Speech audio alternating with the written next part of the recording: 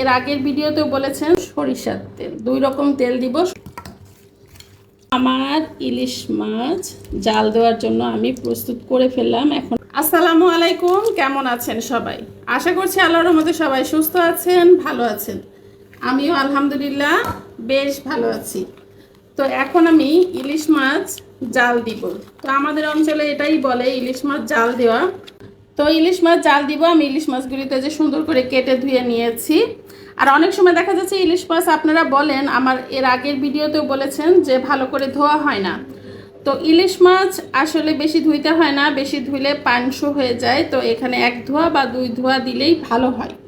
তো এখানে আমি কাঁচামরিচ পেঁয়াজ যে কেটে নিয়েছি আর 2 টুকরা দিয়ে দিলাম পেঁয়াজ বাটা। আর এখন দিব জিরা বাটা। তো ইলিশ মাছের মধ্যে মশলা যত কম দেওয়া যায় ততই কিন্তু ভালো লাগে। দিয়ে দিলাম হলুদের গুঁড়া, দিয়ে দিলাম লবণ, আর একটু দিতে হবে। এখন দিব সয়াবিন তেল, এরপরে দিব সরিষার তেল। 2 রকম তেল দিব। সরিষার তেলে সুন্দর একটা ঘ্রাণ আসলে ইলিশ মাছ জাল দেওয়াটা কিন্তু খুবই ভালো লাগে। তো এইভাবে সুন্দর করে আমি মশলাটাকে আগে মেখে নিব।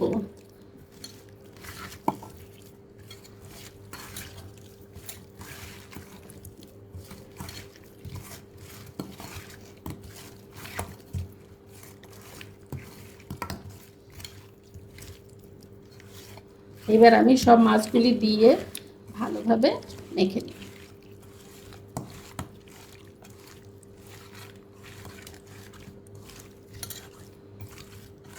আর এভাবে ইলিশ মাছ জাল দেওয়াতে আমি কাঁচামরিচই খাই, শুকনো মরিচের গুঁড়া দিই না, আমার কাছে ভালো লাগে না। কেউ চাইলে দিতে পারেন, আমার মনে হয় না দেওয়াই ভালো। আর ইলিশ মাছে কখনোই আমরা রসুন বলতে আমাদের পরিবারে কখনোই খায় না, কারণ রসুন দিলে ইলিশ মাছের সুন্দর একটা ঘ্রাণ নষ্ট হয়ে যায়। তো সেই জন্য আমরা আদা রসুন কখনোই ইলিশ মাছে খাই না।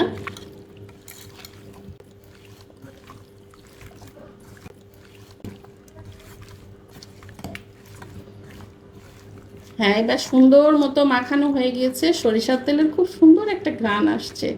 তো এখন আমি পানি দিয়ে দিব পরিমাণ মতো। এটা একটু পাতলা পাতলা ঝোলই হবে, আর এই ঝোলটা খেতে কিন্তু খুবই মিষ্টি মিষ্টি লাগবে। তো হয়ে গেল আমার ইলিশ মাছ জাল দেওয়ার জন্য আমি প্রস্তুত করে ফেললাম। এখন আমি জাল দিয়ে সুন্দর করে ফুটিয়ে ঝোলটা কমিয়ে নেব।